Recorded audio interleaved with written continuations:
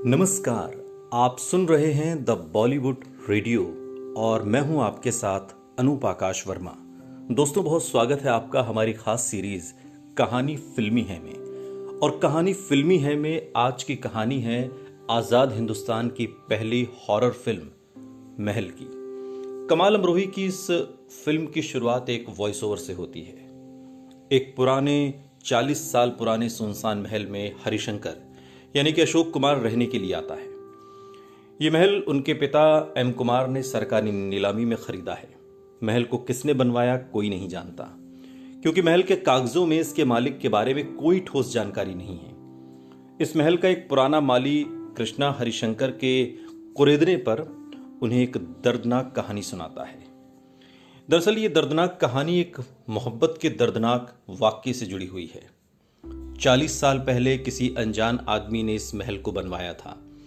वो आदमी और उसकी प्रेमिका कामिनी यानी कि मधुबाला इस महल में रहते थे। एक तूफानी रात में उस आदमी का जहाज डूब गया। उसकी प्रेमिका कामिनी दिन भर उस आदमी के वापस आने का इंतजार करती, लेकिन वो आदमी फिर कभी वापस नहीं आया। कुछ दिनों के बाद कामिनी की भी मौत हो जाती है, लेकिन मरने से पहले उसने कहा उसका प्यार कभी असफल नहीं होगा। कहानी धीरे धीरे इस तरीके से आगे बढ़ती है। माली कहता है कि उस लड़की कामिनी की अतृप्त आत्मा आज भी इस महल में घूमती है और उस आदमी के लौटने की प्रतीक्षा आज भी करती है जिससे वो मोहब्बत करती थी। हरिशंकर महल के बेडरूम में अपनी पुरानी तस्वीर देखकर हैरान रह जाता है, जबकि वो यहां पहले कभी नहीं आया। महल में एक रहस्यमयी औरत का अनजान साया उसे आकर्षित करने की कोशिश करता है। यह साया उसे पूरे महल में दिखाई देता है और अपने वजूद का एहसास करवाता है। हरिशंकर इस साये का पीछा करता है। हरिशंकर के दोस्त श्रीनाथ उसे कहते हैं कि यह उसका वहम है, लेकिन यह अनजान साया श्रीनाथ को कहता है कि वो वहम नहीं है और वो साया महल के बुर्ज से छलांग लगा देता है। अब शंकर को यह भ्रम हो जाता है कि पिछले जन्म की इस अधूरी प्रेम कहानी का वही आदमी है जो कामिनी को अकेला छोड़कर मर गया था। श्रीनाथ उसे महल छोड़कर वापस कानपुर लौट जाने को कहता है। ट्रेन में बैठने के बाद यह अनजान रूह शंकर का पीछा नहीं छोड़ती। हरिशंकर महल वापस लौट आता है, जहां यह खूबसूरत साया यानी कि मधुबाला का उसे उसी महल में झूला झूलता हुआ मिलता है। वो शंकर से कहती है कि मैं तुम्हारा ही इंतजार कर रही हूं, मैं जानती हूं कि तुम जरूर आओगे। लेकिन जैसे ही हरिशंकर उसे छूने की कोशिश करता है, वो कहती है मुझे छूना मत, सिर्फ महसूस करना। दोस्त श्रीनाथ शंकर को चेतावनी देता है कि ये रूह उसे अपने खूबसूरत भ्रम में फंसाकर मौत के लिए उकसा रही है, लेकिन शंकर नहीं मानता। एक दिन श्रीनाथ उस रूह पर गोली चला देता है। ये रूह श्रीनाथ को चेतावनी देती है वो शंकर और उसके दरमियान ना ही आए तो अच्छा होगा। ये रूह शंकर को बताती है कि तुम वही आदमी हो जिसने मेरे लिए ये महल बनाया था। मैं तुम्हारा इंतजार करते करते मर गई और सदियों से भटकती रही, लेकिन तुमने दूसरा जन्म ले लिया। जब तुम फिर से इस महल में आए तो मैंने तुम्हें पहचान लिया। अब तुम्हारा जिंदा जिस्म ही हमें मिलने से रोक रहा है। तुम्हें भी मेरी तरह मरना होगा। कामिनी की रूह उसे अपने मिलन का एक दूसरा तरीका भी बताती है।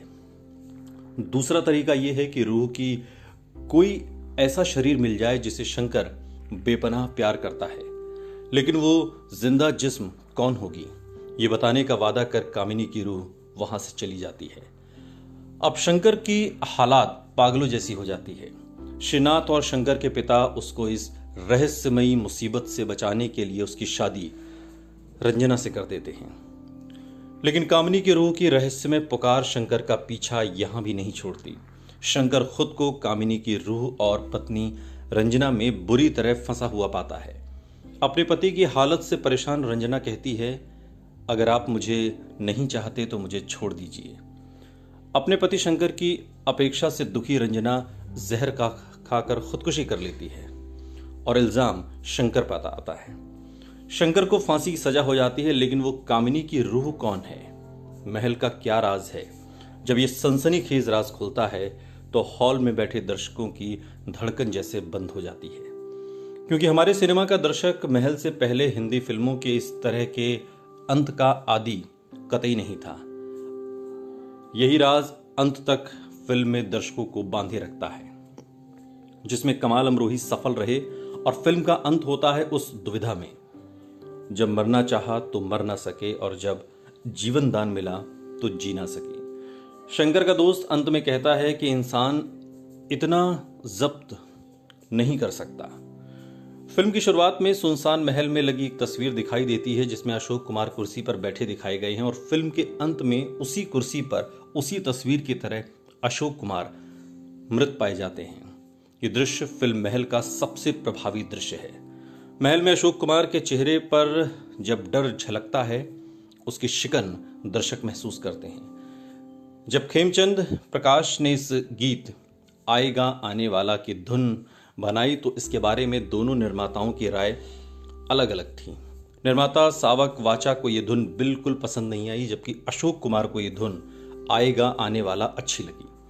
अशोक कुमार और सावक वाचा दोनों इस फिल्म के निर्माता थे। खेमचंद प्रकाश के संगीत में बनी इस फिल्म के गाने बहुत लोकप्रिय हुए।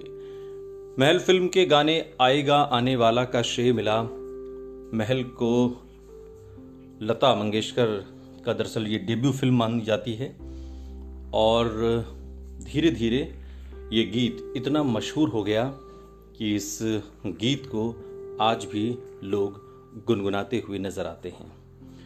पुनर्जन्म की कहानी को आधार बनाकर बनने वाली पहली हिंदी फिल्म का श्रेय 1949 में आई इस महल को जाता है, जो कि सुपरहिट रही थी। हालांकि इसके बाद भी कई फिल्में आईं, और मसलन मधुमती, मिलन, नीलकमल, कर्ज, कुदरत, 20 साल बाद, मेरा साया, अनीता आज भी बनती हैं। आप किस फिल्म की कहानी को आप दरअसल सुनना चाहते हैं, कमेंट बॉक्स में हमें जरूर बताइएगा।